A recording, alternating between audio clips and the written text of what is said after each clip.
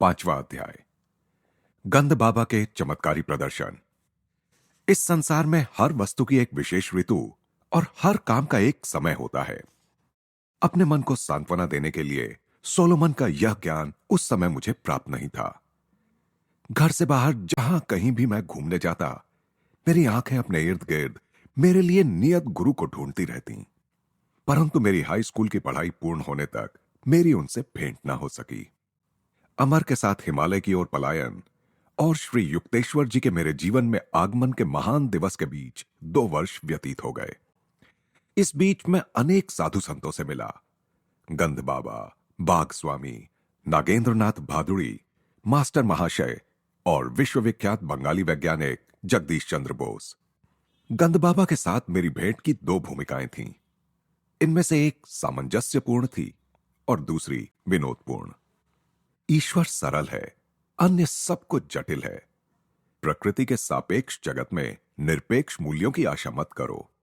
जब मैं मंदिर में काली माता की मूर्ति के सामने मौन खड़ा था, तब यह दार्शनिक निष्कर्ष कोमल स्वर में मेरे कानों में प्रविष्ट हुआ। पलटकर मैंने देखा तो मेरे समक्ष एक लंबे कद का व्यक्ति खड़ा था, जिसके कपड़ों से या उनके अभाव से ऐसा लगता था कि वह कोई परिव्राजक साधु था। आपने सचमुच मेरे विचारों के संभ्रम को जान लिया। मैं कृतज्ञतापूर्वक मुस्कुराया। प्रकृति के कल्याणकर और भयंकर रूपों की उलझन ने, जिनका प्रतीक काली है, मुझसे अधिक बुद्धिमान लोगों को भी असमंजस में डाल दिया है। बहुत ही कम लोग उसके रहस्य का भेद पाते हैं। अच्छा और बुरा तो प्रत्येक मनुष्य की बुद्धि को चुनौती देने वाली वह पहेली है, जिसे जीवन ने उसके सामने एक स्फिंक्स की भांति रख दिया है।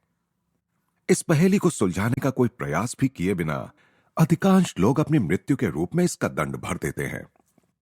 यह दंड आज भी उतना ही लागू होता है जितना थीप्स के दिनों में था। कभी कभार एकाध अत्यंत उच्च व्यक्तित्व पराजय अस्वीकार कर देता है। द्वैत की माया से वह अद्वैत का अविभाजित सत्य खींच लेता है। आपके शब्दों में दृढ़ विश्वास दिखता है महाराज। ज्ञान प्राप्ति के तीव्र दुखदायी मार्ग अर्थात सत्यनिष्ठ आत्म परीक्षण का मैंने दीर्घ काल तक अभ्यास किया है। आत्म परीक्षण या अपने विचारों पर निरंतर निर्मम दृष्टि रखना एक कठोर और झकझोरने वाला अनुभव है। यह बलवान से बलवान अहंकार को भी चूर चूर कर देता है, परंतु सच्चा आत्मविश्लेषण गणित के नियमों की भांति सिद्ध पुरुष उत्पन्न करने का कार्य करता है। अपने विचारों से अति प्रेम एवं व्यक्तिगत मान्यताओं में दृढ़ता का मार्ग अहंकारियों का निर्माण करता है, जो ईश्वर और सृष्टि की अपने ढंग से व्याख्या करना अपना अधिकार समझते हैं। मैंने कहा, ऐसी अहंकार युक्त मौलिकता के सामने तो सत्य निश्चित ही विनम्रता पूर्वक पीछे हट जाता है। मुझे इस चर्चा में आनंद आ रहा था। मनुष्य जब तक अपने दुराग्रहों से मुक्त नहीं हो जाता, तब तक वह किसी शाश्वत सत्य को नहीं समझ सकता। शताब्दियों से जमा हो रहे कीचड़ में सना मानवी मन असंख्य सांसारिक माया भ्रमों से व्याप्त घृणाजनक जीवन से भरपूर है। जब मनुष्य पहली बार अपने अंतः शत्रुओं का विरोध करता है, तब युद्ध क्षेत्र की भीषण लड़ाई भी फीकी पड़ जाती है। ये कोई साधारण मरने वाले शत्रु नहीं है, जिन्हें सुसज्जित सेनाओं की सहायता से काबू में किया जा सके। विषाक्त प्राणघातक अस्त्रों से सुसज्जित ये सर्वव्यापी अविराम कार्य करने वाले अंध वासनाओं के सिपाही मनुष्य का नींद में भी पीछा करते हुए हम सबको धराशायी कर देने का अवसर खोजते रहते हैं। वह मनुष्य विचारहीन है जो सर्व सामान्य नियति के आगे आत्मसमर्पण कर अपने आदर्शों का गला घोंट देता है। क्या उसे नपुंसक, निष्प्राण, मानव जाति पर कलंक के अतिरिक्त और कुछ कहा जा सकता है? पूज्यवर, क्या विभ्रांत, किंकर्तव्य विमूढ़ जनसाधारण के लिए आपके मन में कोई सहानुभूति नहीं है?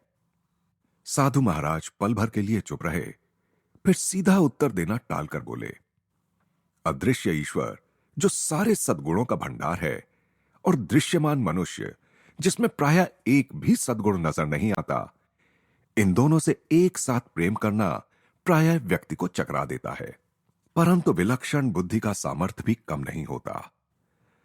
अंतःकरण का शोध शीघ्र ही सब लोगों के मन की एकता को उजागर कर देता है, जो है स्वार्थी उद्देश्यों की समानता।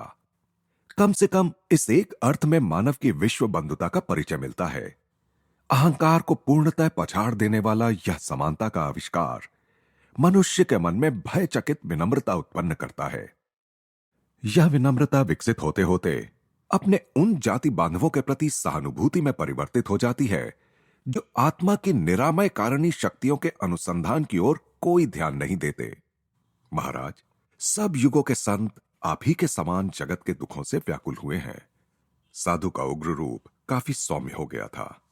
केवल तुच्छ व्यक्ति ही दूसरों के जीवन के दुखों के प्रति संवेदनशीलता खो बैठता है, क्योंकि वह अपने ही संकीर्ण दुखों में डूबा रहता है।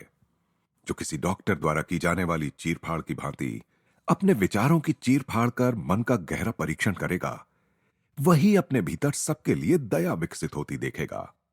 तब उसे अहंकार की नित्य कोलाहलकारी मांगों से मुक्ति मिल जाएगी।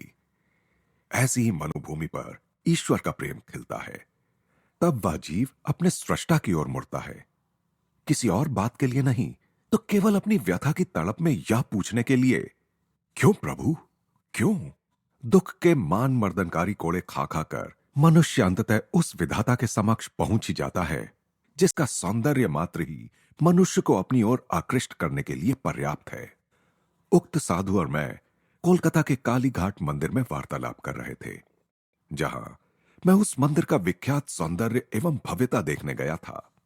मंदिर की अलंकारिक शोभा की ओर हाथ से इशारा करते हुए उस सारे वैभव को साधु ने निष्प्रयोज्य ठहराया। ईंटें और गारा हमें कोई श्रवणीय सुर नहीं सुना सकते। केवल अंतर से उठने वाली आवाज से ही हृदय के कपाट खुलते हैं। मन को आकृष्ट करने वाली धूप का आनंद लेने के लिए हम प्रवेश द्वार की ओर गए, जहां भक्तों के झुंडों का आवागमन चल रहा था। तुम अभी युवा हो। साधु महाराज कुछ सोचते हुए मेरी ओर देख रहे थे। भारत भी युवा है। प्राचीन ऋषियों ने आध्यात्मिक जीवन शैली के अमिट आदर्श स्थापित किए थे। उनके महान उपदेश आज के समय और देश के लिए पर्याप्त हैं। उनके अनुशासन नियम न तो आज के लोकाचार के विरुद्ध हैं, न ही ऐसे हैं कि भौतिकवाद की धूर्तता को भी कृत्रिम लगे, और इसीलिए आज भी भारत पर उनकी पकड़ मजबूत है। लज्जित पंडितगण जितने काल का हिसाब लगा सकते हैं, उससे भी कहीं अधिक काल से, सहस्राब्दियों से संशयशील समय ने वेदों की योग्यता की पुष्टि की है। इन्हें अपनी विरासत के रूप में ग्रहण करो। जब मैं इस वाक्पटु साधु से सविनय विदा ले रहा था, तब उन्होंने एक अतीन्द्रिय अनुभूति मुझे बताई। यहां से जाने के बाद तुम्हें आज एक असाधारण अनुभव होगा। मंदिर के अहाते से बाहर निकलकर मैं निरुद्देश्य यूं ही चलने लगा। मुड़कर दूसरे एक रास्ते पर बढ़ा ही था कि एक पुराने परिचित से भेंट हो गई।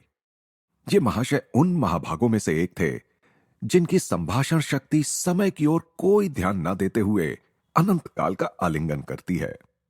उसने वचन दिया, मैं तुम्हें जल्दी ही छोड़ दूंगा यदि तुम मुझे वह सब बता दो जो हमारे बिछुड़ने के बाद के वर्षों में घटा है। परस्पर विरोधी बातें। अब तो मुझे जाना ही पड़ेगा। परंतु उसने मेरा हाथ पकड़ लिया और थोड़ा थोड़ा करके मुझसे जानकारी लेने लगा। ये भूखे भेड़िए से कम नहीं है। मैंने कौतुक से मन ही मन सोचा, जितना अधिक मैं बताता जाता था, उतना ही अधिक समाचार जानने की उसकी भूख बढ़ती जाती थी। मन ही मन मैं जल्दी छुटकारा पाने का कोई उपाय करने की प्रार्थना मां काली से करने लगा। अचानक वह मुझे छोड़कर जाने लगा। मैंने ठंडी सांस ली और उससे वाचालता का ज्वर फिर कहीं चढ़ ना जाए, इस भय से दुगनी गति से चलने लगा। अपने पीछे द्रुत गति की पदचाप सुनकर मैंने अपनी गति और बढ़ा दी। मुड़कर पीछे देखने का साहस मुझसे नहीं हुआ, परंतु एक छलांग लगाकर वह मेरे साथ हो लिया और आनंद से उसने मेरा कंधा पकड़ लिया। मैं तुम्हें गंध बाबा के बारे में बताना तो भूल ही गया। वे उस सामने वाले मकान में रहते हैं। कुछ ही गज की दूरी पर स्थित एक मकान की ओर उसने इशारा किया। उनसे अवश्य मिलो, वे बड़े ही दिलचस्प हैं। तुम्हें कोई असाधारण अनुभव हो सकता है। अच्छा, चलता हूं। और वह सचमुच चला गया। कालीघाट मंदिर में लगभग इन्हीं शब्दों में साधु द्वारा की गई भविष्यवाणी मेरे मस्तिष्क में कौंध उठी। कौतूहलवश मैं उस मकान के अंदर गया तो मुझे एक प्रशस्त दालान में ले जाया गया। वहां एक मोटे नारंगी रंग के गलीचे पर काफी लोग इधर उधर बैठे हुए थे, जैसे साधारणतः भारत में बैठते हैं। एक आदर युक्त फुसफुसाहट मेरे कानों से टकराई। वहां जो चीते की खाल पर बैठे हैं, वही गंध बाबा है। वे किसी गंधहीन फूल में किसी भी फूल की प्राकृतिक सुगंध भर सकते हैं, या किसी मुरझाए फूल को फिर से ताजा कर सकते हैं, या किसी मनुष्य की त्वचा से मनोरम सुगंध निकाल सकते हैं। मैंने सीधे उस संत की ओर देखा। उनकी दृष्टि भी उसी समय मुझ पर स्थिर हुई। वे कृष्णवर्ण और स्थूलकाय थे। उनके चेहरे पर दाढ़ी थी और आंखें बड़ी बड़ी तथा तेजस्वी थीं। बेटा, तुम्हें देखकर मैं प्रसन्न हुआ। बोलो, तुम्हें क्या चाहिए? कोई सुगंध चाहिए? किस लिए? मुझे उनकी बातें बचकानी सी लगीं। चमत्कारपूर्ण ढंग से सुगंध का आनंद लेने के लिए, सुगंध बनाने के लिए भगवान का उपयोग, तो उसमें क्या है? भगवान वैसे भी सुगंध तो बनाते ही हैं। जी हां, परंतु वे हर बार ताजा सुगंध लेने के लिए और लेने के बाद फेंक देने के लिए फूलों की कोमल पंखुड़ियों रूपी शीशियों का निर्माण करते हैं। क्या आप फूलों का निर्माण कर सकते हैं? हां, परंतु साधारणतः मैं सुगंध ही निकालता हूं। तब तो इत्र के कारखाने बंद हो जाएंगे। मेरी ओर से उन्हें अपना धंधा करते रहने की अनुमति है। मेरा अपना उद्देश्य तो केवल ईश्वर की शक्ति दिखाना है। महाराज, क्या ईश्वर की शक्ति का प्रमाण देना आवश्यक है? क्या वे सकल विश्व में सर्वत्र अपने चमत्कार नहीं कर रहे हैं? कर रहे हैं, परंतु उनकी अनंत सृजनात्मक विविधता में से कुछ तो सृजनात्मकता हमें भी प्रकट करनी चाहिए। यह सिद्धि प्राप्त करने में आपको कितना समय लगा? 12 वर्ष। दैवी शक्ति से केवल सुगंध बनाने के लिए? हे महात्मन, मुझे तो लगता है उन सुगंधों के लिए आपने 12 वर्ष व्यर्थ गंवा दिए, जिन्हें आप किसी भी फूल वाले की दुकान से कुछ ही रुपयों में प्राप्त कर सकते हैं। फूलों की सुगंध उनके साथ ही चली जाती है। मृत्यु के साथ भी सुगंध चली जाती है। मैं किसी ऐसी सुगंध की कामना क्यों करूं जो केवल शरीर को सुख देती है? दार्शनिक महाशय, तुमने मेरे मन को प्रसन्न कर दिया। अब अपना दाहिना हाथ आगे बढ़ाओ। उन्होंने आशीर्वाद मुद्रा में अपना हाथ उठाया। मैं गंध बाबा से कई गज दूर था। कोई अन्य व्यक्ति भी मेरे इतने निकट नहीं था कि मेरे शरीर का स्पर्श कर सके। मैंने अपना हाथ आगे बढ़ाया, जिसे उस योगी ने छुआ तक नहीं। कौन सी सुगंध चाहिए? गुलाब। तथास्तु। मेरे आश्चर्य का ठिकाना ना रहा जब मेरी हथेली के मध्य से गुलाब की मधुर सुगंध तीव्रता के साथ निकलने लगी। मैंने मुस्कुराते हुए पास ही की एक फूलदानी से एक गंधहीन श्वेत पुष्प निकाल लिया। क्या इस गंधहीन फूल में चमेली की सुगंध भरी जा सकती है? तथास्तु। तत्क्षण उस फूल से चमेली की सुगंध उठी। मैंने चमत्कारी संत का धन्यवाद किया और उनके एक शिष्य के पास जाकर बैठ गया। उस शिष्य ने मुझे बताया कि गंध बाबा ने, जिनका नाम स्वामी विशुद्धानंद था, तिब्बत के एक योगी से अनेक आश्चर्यजनक सिद्धियां प्राप्त कर ली थीं। उसने मुझे यह भी बताया कि उस तिब्बती योगी की आयु 1000 वर्ष से अधिक थी। उस महान गुरु के शिष्य गंध बाबा हमेशा ही केवल साधारण उच्चारण से सुगंध निर्माण नहीं करते, जैसा तुमने अभी देखा। शिष्य के बोलने में अपने गुरु के प्रति गर्व प्रकट था। व्यक्ति के स्वभाव के अनुसार वे भिन्न भिन्न पद्धतियां अपनाते हैं। बाबा असामान्य हैं। कोलकाता के अनेक पढ़े लिखे लोग उनके शिष्य हैं। मैंने मन ही मन निश्चय किया कि मैं उन शिष्यों की संख्या में अपने को जोड़कर उस संख्या की और अधिक वृद्धि नहीं करूंगा। गुरु का अक्षरशः असामान्य होना मेरे मन के अनुकूल नहीं था। विनम्रता से गंध बाबा का अभिवादन कर मैं वहां से निकल पड़ा। घूमते घूमते घर जाते हुए मैं उस दिन की 3 विविधतापूर्ण घटनाओं के विषय में सोच रहा था। मैंने जैसे ही घर के द्वार से अंदर प्रवेश किया, मेरी बहन उमा सामने ही खड़ी थी। क्या बात है, आजकल तुम इत्र के बड़े शौकीन बनते जा रहे हो? बिना कुछ बोले मैंने अपना हाथ बढ़ाकर उसे सूंघने का इशारा किया। कितनी मोहक गुलाब की सुगंध, और यह असाधारण रूप से तीव्र भी है। यह सोचते हुए कि यह तीव्र रूप से असाधारण है, मैंने चुपचाप दैवी रूप से सुगंधित किया गया फूल उसकी नाक के नीचे रखा। ओह, चमेली मुझे बहुत पसंद है। उसने फूल छीन लिया। जिस फूल के विषय में उसे अच्छी तरह ज्ञात था कि वह गंधहीन होता है, उसी फूल में से चमेली की सुगंध आते देखकर जैसे जैसे वह उसे सूंघती जाती थी, वैसे वैसे उसके चेहरे पर विनोदी लगने वाले संभ्रम के भाव प्रकट होते जाते थे। उसकी इस प्रतिक्रिया ने मेरे मन से रहा सहा संदेह भी मिटा दिया कि हो सकता है गंध बाबा ने मुझ पर आत्मसम्मोहन का प्रयोग किया हो, जिससे केवल मैं ही सुगंध का अनुभव कर सकूं। बाद में मुझे अपने एक मित्र अलकानंद से पता चला कि गंद बाबा के पास ऐसी शक्ति भी थी जो यदि संसार के करोड़ों क्षुधा पीड़ितों के पास होती तो उनकी समस्या हल हो जाती। बर्दवान में गंद बाबा के घर में उस समय सैकड़ों लोगों में मैं भी उपस्थित था। अलकानंद ने मुझे बताया, एक उत्सव था। योगी वर की ख्याति थी कि वे शून्य में से कुछ भी उत्पन्न कर सकते हैं, इसलिए मैंने हंसते हुए उनसे संतरे उत्पन्न करने का अनुरोध किया। वह संतरों का मौसम नहीं था। तत्क्षण ही केले के पत्तों पर जो पूरियां परोसी गई थीं, वे सब फूल उठीं। हर पूरी की पपड़ी के भीतर एक एक छिला हुआ संतरा आ गया था। मैंने कुछ सहमे सहमे मन से अपना संतरा खाना शुरू किया, परंतु वह बड़ा ही स्वादिष्ट था। कई वर्षों बाद आत्म साक्षात्कार के बल से मैं गंद बाबा के चमत्कारों के रहस्य को जान गया। खेद इस बात का है कि वह विधि विश्व के क्षुधार्त मानव झुंडों की पहुंच से बाहर है। मनुष्य को शब्द, स्पर्श, रस, रूप, गंध की जो विभिन्न इंद्रियानुभूतियां होती हैं, वे इलेक्ट्रॉन्स और प्रोटॉन्स की स्पंदनात्मक विविधता के कारण होती हैं। उनके स्पंदनों को पंच प्राण नियंत्रित करते हैं। ये पंच प्राण आणविक ऊर्जाओं से भी सूक्ष्मतर होते हैं और प्रज्ञा युक्त 5 विशिष्ट संवेदी तन्मात्राओं से युक्त होते हैं। गंद बाबा कुछ यौगिक प्रक्रियाओं के बल से इस प्राण शक्ति के साथ समरस होकर प्राण कणिकाओं की स्पंदन रचना में परिवर्तन लाने में और इस प्रकार इच्छित परिणाम प्राप्त करने में समर्थ थे।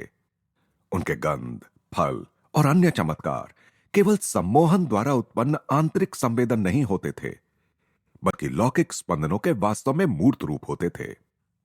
सम्मोहन विद्या को डॉक्टरों द्वारा छोटी छोटी शल्य क्रियाओं में उन लोगों पर प्रयुक्त किया गया है जिनके लिए बेहोशी की दवाएं खतरनाक हो सकती हैं, परंतु जिन पर बार बार सम्मोहन का प्रयोग किया जाता है उनके लिए यह हानिकारक होता है।